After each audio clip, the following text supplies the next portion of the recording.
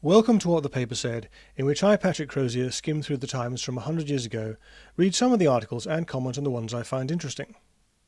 In this episode, the week ending the 16th of March 1924, Conservatives attempt to find some guiding principles, and fail. But first, some of the other items that have caught my attention this week. There's been a train crash in France. Now, you may be wondering why I would be bothering to mention that, but it turned out there were a lot of Britons on board, on their way to the Riviera. A company has been painting their buses red and putting the word Genial on the side. The largest London bus company, the London General Omnibus Company, who paint their buses red and put the word General on the side, and have done so for rather longer, have taken their rivals to court on the basis that these actions constitute a colourable imitation. The court has agreed with them. Arnold's Yarrow, whose scheme for building a flyover at Oxford Circus I mentioned a couple of weeks ago, has been told by a conference of concerned authorities that his scheme is unsuitable in that particular place, but might be appropriate somewhere else. The Teapot Dome scandal continues to grind on. As well as the Interior Secretary, the Naval Secretary has been forced to resign. Attention is now focused on the Attorney General. American politicians using their position to line their pockets. Thank goodness those days are over. It's not the only thing whose days are over. This is from Monday the 10th. A large number of the members of the staff of the Great Western Railway assembled at Queen's Hall to take part in a concert in which the GWR London Musical Society and the choir and orchestra of the Swindon Society cooperated. Quite unimaginable today.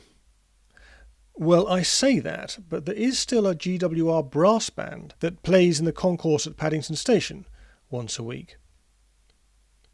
A couple of weeks ago I mentioned an attempt to relay radio programmes into a train carriage. It would appear that in-train entertainment experimentation is quite the thing. This is from Thursday the 13th. An interesting experiment was carried out by the London and North Eastern Railway yesterday, when for the first time film exhibitions were given in railway trains. A specially fitted saloon was attached to the Flying Scotchman. I refuse to believe that has anything to do with the Flying Scotsman. The 10 o'clock train from King's Cross to the north, and during the run to York, an American film, is that significant? Ashes of Vengeance, several reels in length, which has been seen in London, was gone through twice. At one end of the saloon, which was darkened as far as possible, was a screen. At the other end, the first-class carriage, which normally forms part of the coach, had been converted into a projection box, which satisfied all official safety requirements in the showing of a film. I should point out that in those days film was highly flammable. Oscillation did not affect the exhibition at all, and the only drawback was the difficulty of keeping the coach perfectly dark. I've never heard of such a thing, so I guess it didn't take off. That's a really poor choice of words. This is precisely what used to happen on long-haul aircraft, so it did take off. But why didn't it work on trains? It sounds like an ideal way to use a dining car outside mealtimes. I'm guessing there just wasn't the demand. Right, quiz time. How much did the Royal Navy cost in the 1920s? Remember, the war is over, the main opponent, the German Navy, lies at the bottom of Scapa Flow, and the Washington Naval Treaty limits the number of ships that Britain can possess. Time's up. Well, if you guessed £55,800,000, or 11 million ounces of gold, or 18 billion in today's money, or 9 billion in today's money after you apply the Crozier fudge factor, well done. And what's the figure today? Try as I might, I have been unable to find one. The best I can do is the overall defence budget, which for 2021-22 was 45.9 billion. So our 9 billion, or even our 18 billion, seems a very low number. Earlier on in the article, the writer makes the point that The scale of expenditure on the Navy has been brought much below the 1914-15 standard. In fact, to what it was about the year 1903-4, prior to the concentration of the fleet in home waters and its expansion to meet the growing German menace. But that was a time when Britain had the largest navy in the world and maintained a two-power standard. The Royal Navy was to equal the next two navies combined. So, were our ancestors simply better at it? I'd be happy to accept that conclusion, but could there be another explanation? Could it be that procurement has simply got harder and more expensive? Maybe, although it's worth pointing out that it was pretty hard then. Guns, propellants, explosives, armour, rangefinders and directors, to mention just the technologies present on battleships, were all state-of-the-art and far from flawless. Continuing the military theme, William Robertson is the only man ever to rise from private to field marshal in the British Army. From 1915 to 1917, he was the Chief of the Imperial General Staff and responsible for strategy. It's a role that tends not to attract a great deal of attention, but is extremely important. As far as I am aware, he got most of it right. For his efforts, he was sacked. I'm sure Valery Zaluzhny knows the feeling. On Monday, the Times reported on a speech Robertson gave to the Working Men's College in St Pancras, in which Robertson recalled his early days as a soldier. The old soldiers in his regiment were a hard-drinking, hard-swearing lot, and enlistment at that time was looked upon as bringing disgrace on the recruit's family. I've heard that soldiers were looked down upon before the First World War. It's pleasing to hear it confirmed. Men who went sick got their medicine about 36 hours after they reported sick.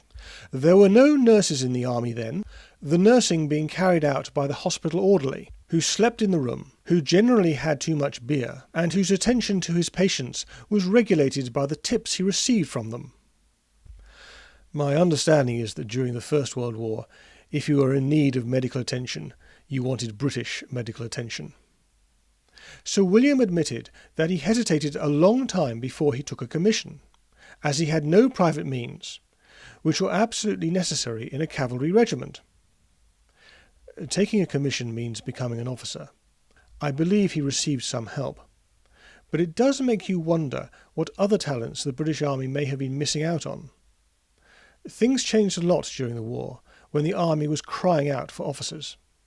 The Field Marshal said that a lady who asked him what statesman most impressed him during the war was much surprised when he replied, "Lord Carson and Mr. John Redmond."